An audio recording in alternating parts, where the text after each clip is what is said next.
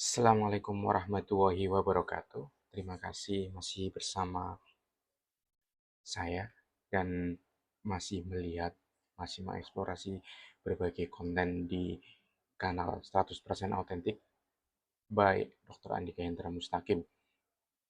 Kali ini kita akan membahas tentang bagaimana sih dampak ataupun seharusnya ataupun strategi yang harus ditempuh oleh media tradisional dalam menghadapi gempuran ataupun menghadapi tantangan dari media baru, terutama media digital. Dalam hari ini media digital itu adalah platform-platform yang terutama media sosial, terus kehadiran AI, kemudian kehadiran bagaimana penerapan algoritma dan lain sebagainya.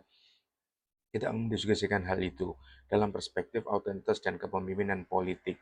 Yang pertama, itu kita akan membahas tentang reach ataupun jangkauan, baik media tradisional dalam ini seperti televisi, koran, media-media yang dibawa korporasi, tentunya mereka memiliki jangkauan yang skalanya terbatas. Dalam arti ini terbatas, mereka umumnya itu memiliki limited audience. Misalnya kalau di Indonesia, orang yang menonton drama televisi, sinetron dan lain sebagainya itu umumnya adalah ibu-ibu ataupun orang yang sering berada di rumah. Kemudian media-media misalnya koran ataupun media majalah itu juga memiliki keterbatasan keterbitan berkaitan dengan geografis atau faktor regional, ya kan.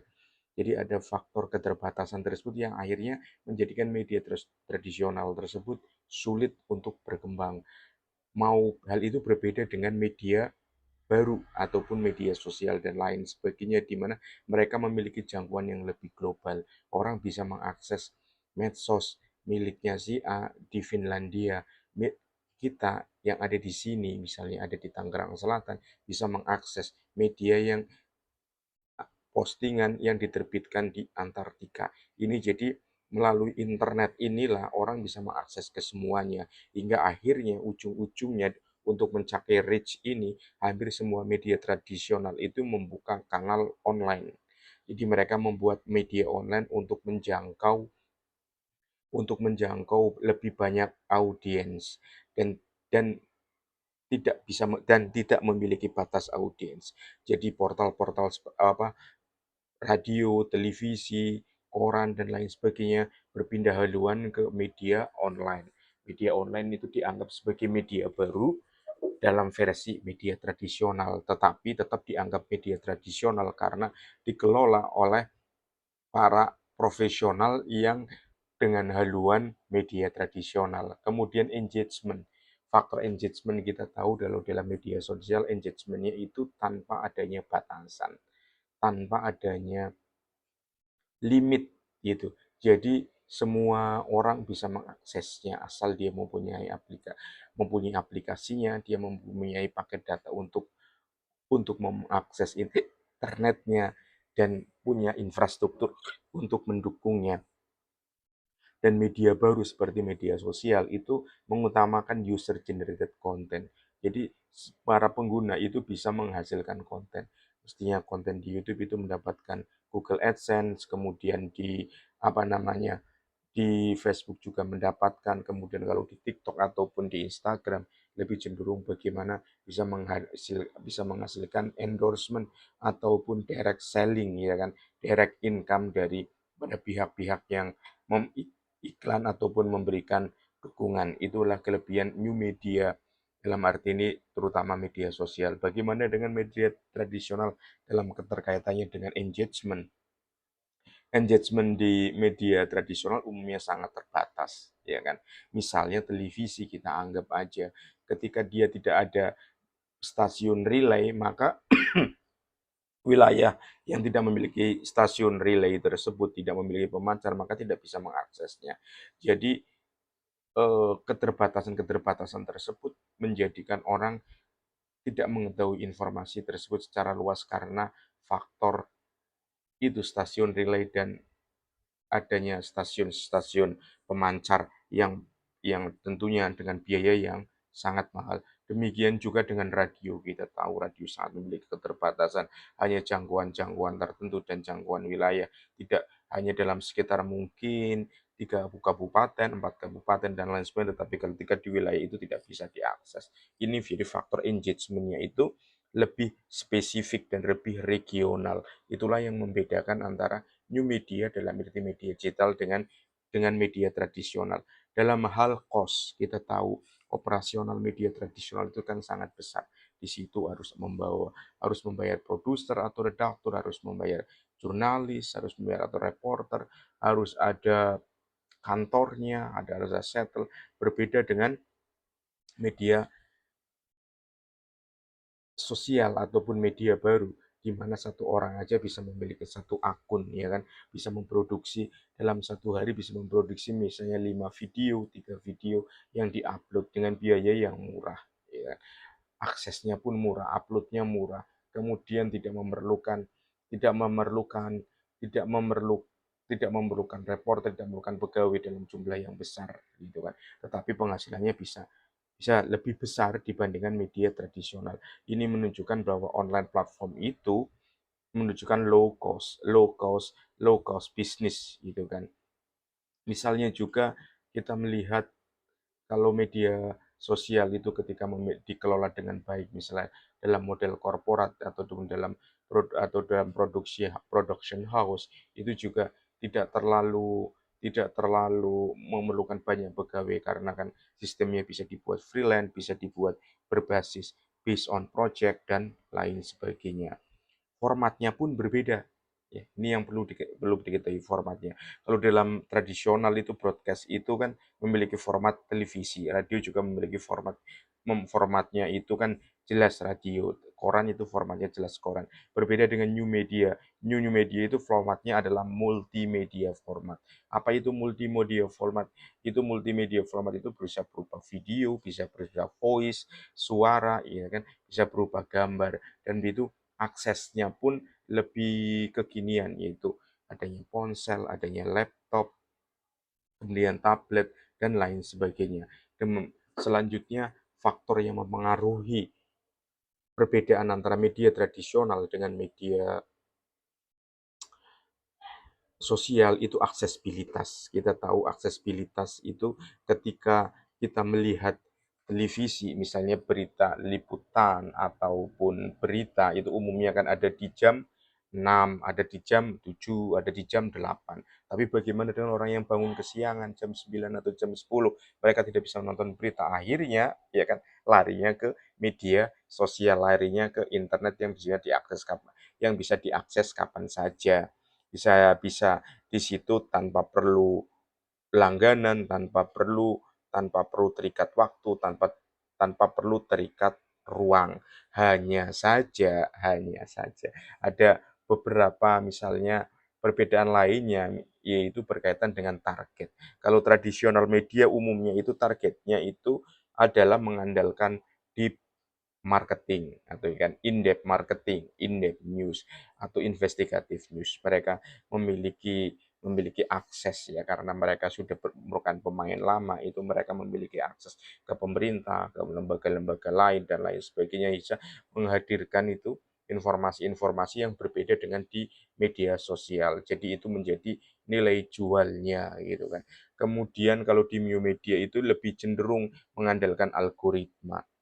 Bagaimana algoritma itu adalah raja, walaupun ketika di media sosial the king is content, ya kan, konten itu adalah raja, tetapi ketika di media sosial, di internet, algorithm is the king. Bagaimana mengalahkan algoritma itu bisa dipelajari melalui SEO. Ketika memiliki modal sedikit bisa dipelajari dengan SEM, dengan beriklan, dengan TikTok promote misalnya, dengan meta apa Meta Pro, Meta Analytica, dan Meta Analytic dan lain sebagainya. Dengan tujuan kenapa algoritma itulah yang nanti akan menyisir target-target yang lebih jelas. Selanjutnya itu economic model antara media tradisional dengan media digital itu juga berbeda. Umumnya kalau media tradisional itu kan ya, terus seperti televisi itu kan lebih mengandalkan iklan. Kalau itu mereka adalah pay TV, mereka juga mengandalkan subscription. Kemudian mereka juga menjadi faktor utama pendapatan itu adalah iklan. Jadi iklan dari perusahaan, iklan dari pemerintah itu menjadi pendapatan utama dari media tradisional. Bagaimana dengan media baru? Media baru umumnya umumnya itu juga menggunakan proses monetisasi atau monetization option. Selain itu juga ada crowdfunding. Crowdfunding itu bagi media tradisional, media baru itu juga bisa menggunakan crowdfunding untuk membiayai operasionalnya. Itu sudah diterapkan oleh banyak banyak media-media di barat di mana mereka membuka diri untuk menerima sumbangan dari masyarakat. Selain itu, selain selain itu ada iklan juga sudah masuk ke media sosial, ya kan, iklan kita bisa menghasilkan direct selling itu kan dari iklan, kemudian sponsorship ataupun ada juga model subscription fee. Jadi bukan hanya paywall yang diterapkan oleh media tradisional, tapi media digital juga bisa gitu kan ada subscription fee untuk konten-konten yang berkualitas. Selanjutnya itu adalah faktor kredibilitas. Media tradisional dikenal memiliki kredibilitas yang lebih tinggi. Kenapa? Karena mereka memiliki editorial standar, mereka memiliki gatekeeper yang sangat jelas, mereka juga sudah berjalan selama beberapa dekade bisa saja sehingga kredibilitas di pemerintah ataupun di masyarakat sudah didapatkan. Tapi bagaimana dengan new media? New media itu umumnya itu user generated information, user generated content sehingga kredibilitasnya dianggap lebih rendah dan bisa lagi menghasilkan bisa memunculkan hoax, disinformasi dan lain sebagainya. Karena itu Cina dalam beberapa waktu lalu itu kan juga membuat sebuah aturan untuk membatasi influencer dengan melakukan sertifikasi dan influencer itu harus memiliki kompetensi di bidangnya. Bagaimana dengan impact-nya? Impact-nya tentunya media tradisional itu kan bukan lagi sebagai sebuah tren ya. Karena public opini itu sekarang ditentukan oleh bukan oleh televisi, radio ataupun media tradisional, tetapi opini publik itu sekarang sudah dikendalikan oleh media sosial ataupun produk-produk yang berkaitan dengan internet. Itu karena apa? Karena faktor kecepatan fast information dan kemudian adanya perubahan trending. Untuk itu, sebagai solusinya bagaimana media tradisional menghadapi media baru ataupun media digital, maka diperlukan suatu transformasi. Transformasi yang dilakukan adalah bukan menjauhkan media media tradisional dengan media digital dijauhkan, tidak, tetapi harus perlu adanya balutan, adanya blending menjadi satu kesatuan. Kita ketahui sudah banyak gitu kan media-media tradisional New York Times, Washington Post, CNN, dan lain-lain mereka sudah bermain ataupun mengunggah konten-konten mereka di media sosial dan itu menjadi kesempatan mereka untuk tumbuh dan berkembang saling beriringan. Tapi yang menjadi pertimbangan yaitu akankah mereka itu mampu menaklukkan media sosial karena mereka juga harus bertarung dengan para konten kreator yang jumlahnya ribuan, jumlahnya bisa saja jutaan karena persaingan itu semakin ketat dan yang perlu digarisbawahi lebih detail bahwa media digital itu lebih menekankan atau media sosial yang lebih menekankan berbasis komunitas. Seperti kita ketahui orang yang suka menonton musik dangdut koplo, maka dia akan juga aktif di situ, aktif di konten-konten ataupun YouTube yang mendiskusikan ataupun menayangkan dangdut koplo. Demikian orang yang suka dengan isu geopolitik, dia akan menonton kanal-kanal yang hanya menayangkan isu-isu geopolitik dan kemudian demikian juga orang yang suka dengan motor gede demikian akan juga mengakses YouTube konten ataupun Instagram yang berkaitan dengan motor gede.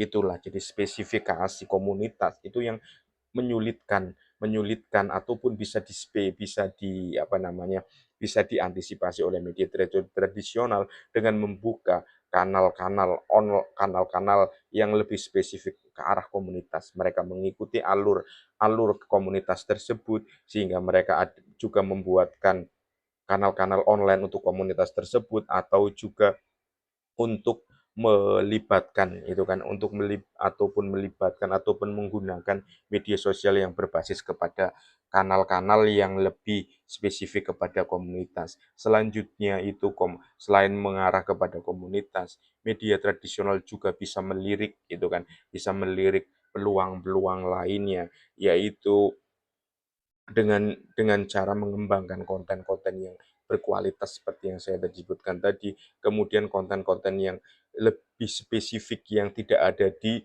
konten-konten lain, tidak ada di konten-konten YouTube yang dibikin oleh para konten kreator. Hal inilah yang memunculkan sekarang tren homeless media. Homeless media itu adalah media-media yang hanya berbasis kepada media sosial. Mereka tidak punya blog, mereka tidak punya internet, mereka tidak punya kantor, mereka tidak tidak memiliki banyak tidak memiliki banyak isu yang berkaitan dengan sertifikasi, kemudian pemeriksaan Dewan Pers dan lain sebagainya. Untuk homeless media mungkin kita akan bahas pada beberapa video lanjutannya. Inilah bagaimana kita melihat transformasi media tradisional dalam menghadapi gempuran media baru, terutama media sosial. Jangan lupa subscribe dan follow akun YouTube 100% Authentic by Dr. Andika Indra Mustaqim. Jika ada pertanyaan, silahkan tulis di kolom komentar ataupun boleh kirim melalui DM di Instagram ataupun di TikTok. Terima kasih banyak. Wassalamualaikum warahmatullahi wabarakatuh.